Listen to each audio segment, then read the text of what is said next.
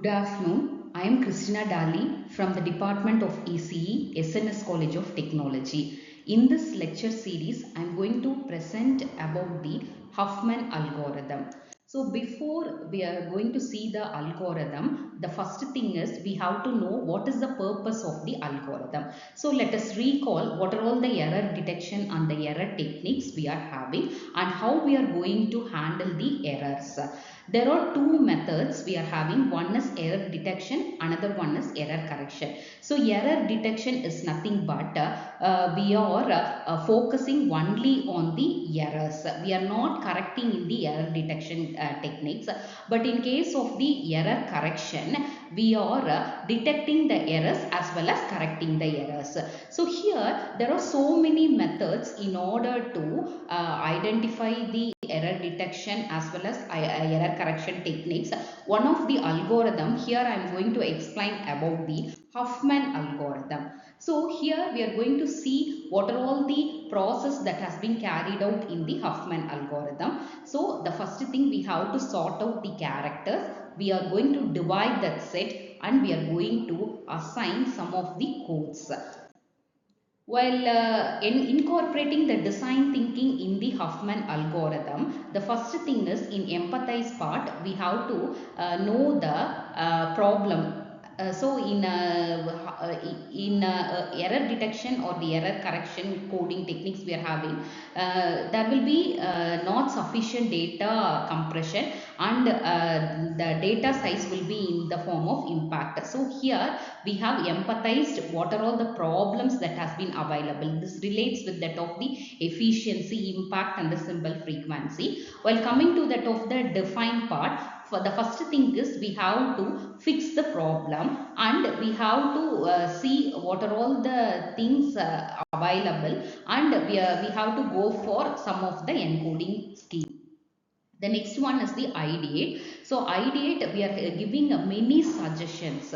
So here I am going to give some of the data, that is it may be hybrid methods or it may be binary splitting or it may be ordering strategies or it may be high or low probability. So we are giving so many ideas in order to rectify the errors. The final prototype, which is nothing but the first thing is we have to sort out the symbols.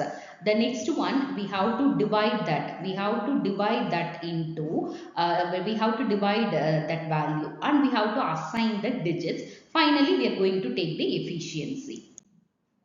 So let us see how the Huffman phenom works. Here we are having four process. The process which delivers in this Huffman Huffman coding, it is nothing but the first thing, we have to list out the symbols and we have to divide the set.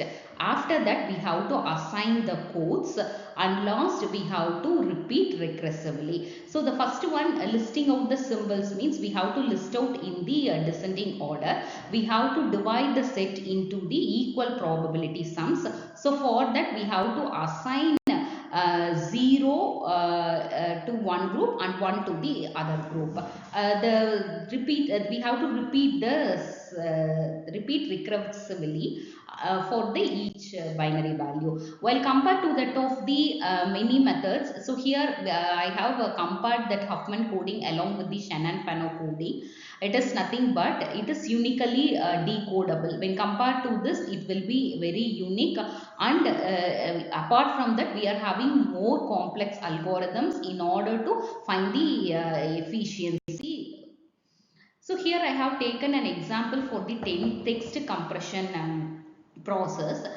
Here suppose if we want to send a message, suppose if it is a large message, we have to compress that. So for that we are going to this technique. So we have to analyze the characters of each symbols and we have to assign the length codes and the text data for encoding. So these are all clubbed together and finally it is given to that of the text compression. So let us conclude this with the probability distribution. So it will be equal to 1. So here I have taken the symbols of 0.4, 0.2, 0.2, 0.1, 0.1, it will be in the decreasing probability. Again, it has been split into 0.1 plus 0.2, it will be 0.2. It is given to that of the second value. Likewise, we have to divide the set and we have to assign 0 and 1 to each step. So, where the Shannon-Fano algorithm and the Huffman algorithm have the same steps. It is related to that of the binary codes, coding, and the variable codes, and the applications that has been used in the compression techniques. So, the assessment we have list of questions. So here I have taken some of the MCQ questions. We are using the Shannon-Fano as well as the Huffman coding.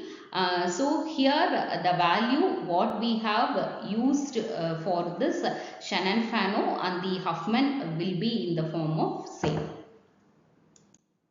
Thank you.